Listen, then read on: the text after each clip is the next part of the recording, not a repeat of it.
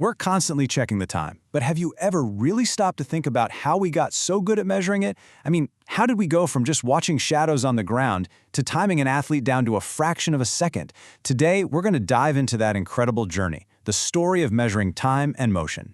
It really all starts with a question like this. You're watching the Olympics, right? And you see someone win a race by just a few milliseconds. It's absolutely mind-blowing, and it makes you think, how on earth did we get here? How did we go from a simple sundial to, well, to that? To answer that, we have to go way back, thousands of years actually. Because long before we had smartphones or even simple wristwatches, our ancestors looked around and found clocks in nature itself. They figured out that the world has its own rhythm, and they came up with some seriously clever ways to track it. Some of the earliest ideas were just brilliant in their simplicity. You have the sundial, which, just uses the sun's shadow to mark the passing hours. But what about at night or when it's cloudy? Well, for that, you had the water clock, which used a super steady drip of water to measure time. Genius, right?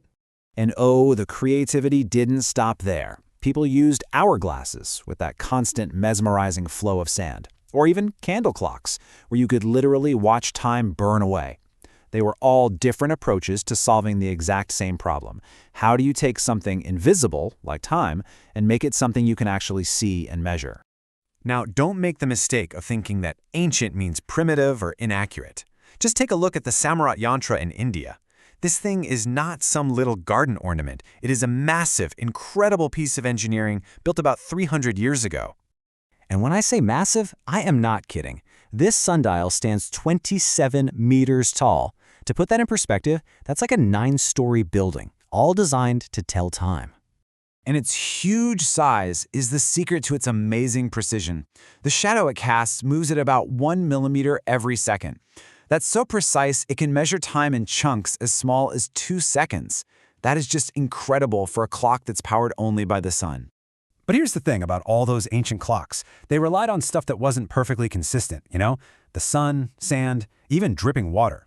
The next huge leap forward in timekeeping came when we figured out how to use a fundamental law of physics, the perfect, predictable rhythm of a pendulum. So, the magic of a pendulum clock really boils down to this one key idea called the time period. It's super simple, really.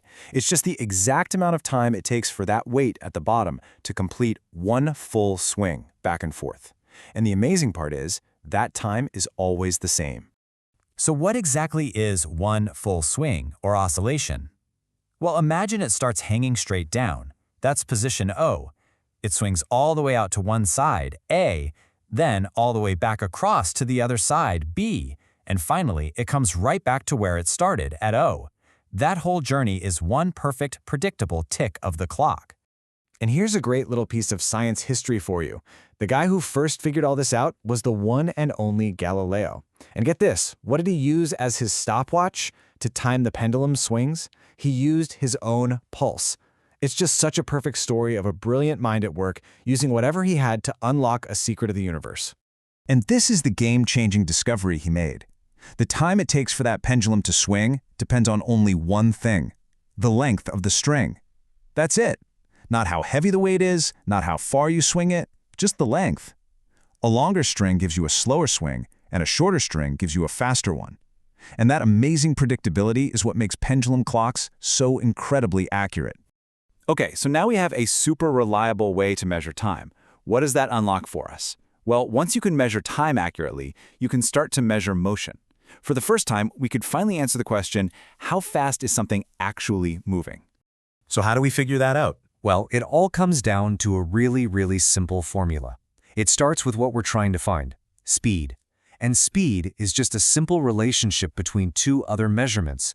It's the total distance you covered divided by the total time it took you to cover it. That's all there is to it. How far did you go and how long did it take? That simple division gives you your speed. All right, let's try a quick example. Let's say a train is moving along at a nice, steady 90 kilometers per hour.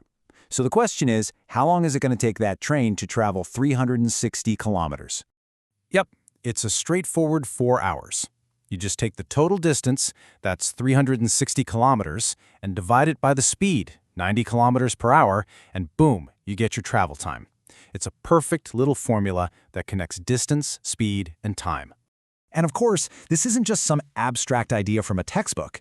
You see this in action every single time you get in a car. The speedometer is telling you your speed right now, and the odometer is keeping track of the total distance you've gone. They're just real-world gadgets that use this exact same principle. Okay, but that brings us to one last really important idea. That train problem we just did, that was kind of a perfect world scenario. In real life, things almost never move at one single, constant speed. So we actually need to talk about two different kinds of motion. On one hand, you've got what's called uniform motion. This is that ideal situation, something just cruising along in a straight line at a perfectly steady speed. But on the other hand, you have non-uniform motion, which, let's be honest, is pretty much everything else. It's speeding up, slowing down, stopping, starting, all of that. Looking at some data makes this difference crystal clear. So let's check out the journeys of two different trains, Train X and Train Y.